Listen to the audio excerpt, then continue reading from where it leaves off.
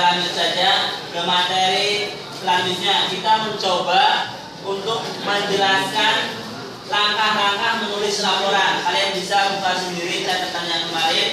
Ya. Aku tinggal jelaskan saja karena semuanya sudah ada catatan kalian masing-masing.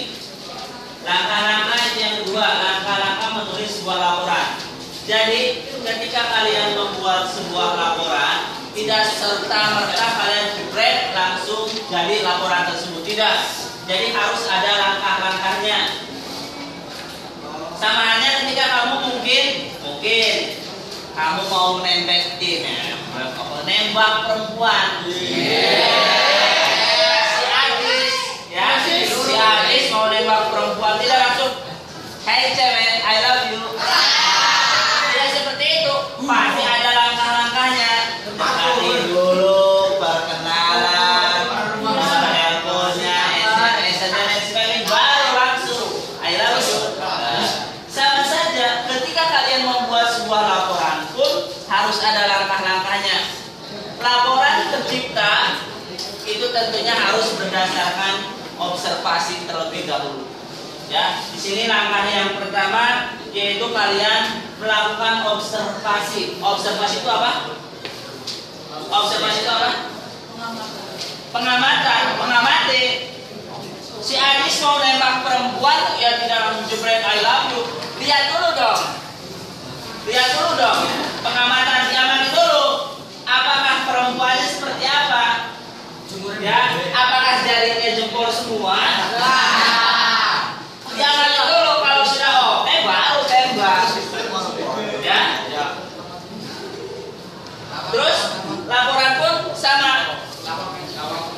Kalian harus mengetahui langkah-langkahnya seperti apa. Pertama, observasi dulu. Salah satu contoh, ketika mungkin kalian study tour ke Borobudur, study tour, ya. Apa yang kamu observasi di sana? Banyak hal. Bisa jadi dari candi itu sendiri, banyak hal. Itu yang bisa kita amati. Setelah kalian melakukan pengamatan lebih detail, baru ke tahap atau ke proses berikutnya.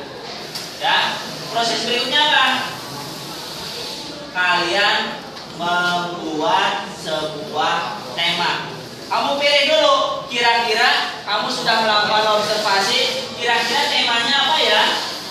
Jangan sampai salah tema. Kamu berobservasinya ke Borobudur, temanya jalan-jalan ke Parangtritis. Ya salah, harus sesuai dengan observasi. Ya, coba kita sudah melakukan observasi ke Borobudur. Kita tentukan temanya, ini langkah yang kedua. Temanya kira-kira apa?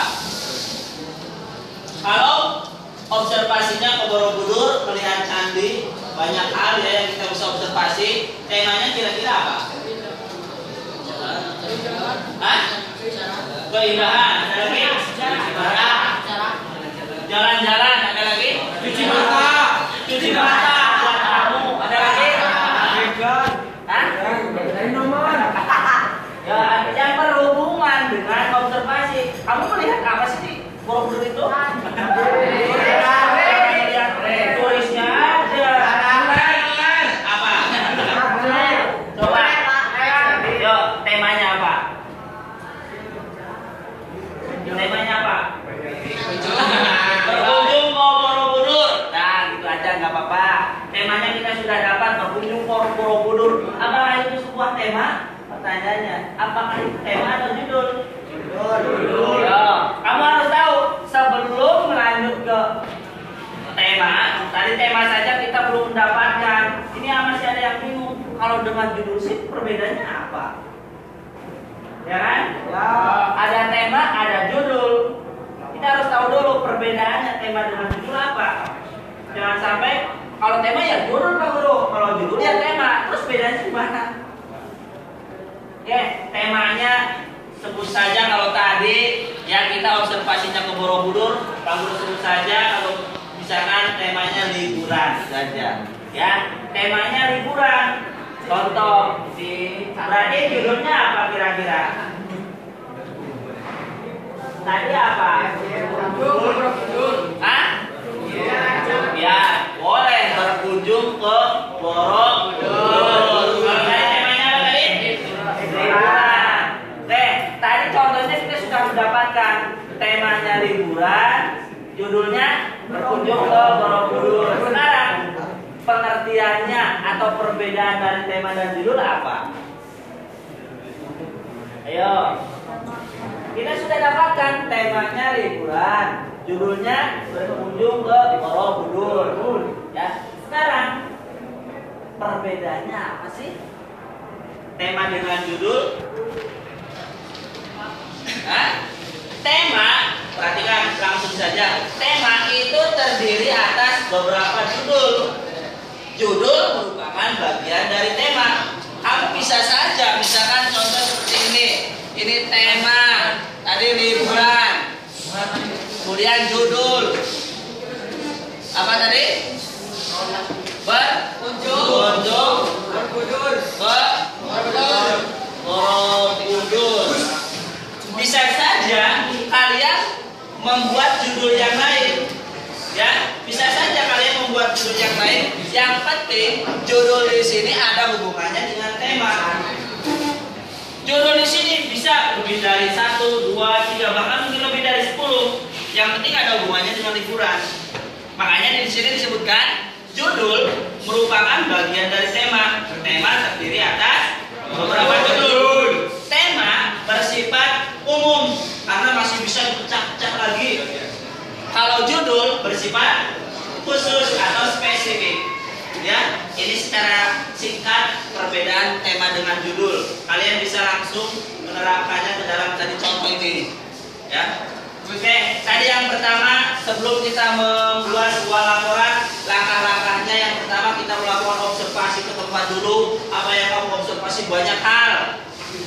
Yang kedua, kamu tentukan dulu temanya dari apa yang sudah kamu observasi, kamu buat temanya, judulnya apa. Langkah yang ketiga apa?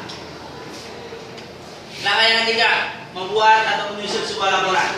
Langkah yang ketiga yaitu kalian buat kerangka karangannya. Kerangka karangan itu apa sih? Kerangka karangan apa?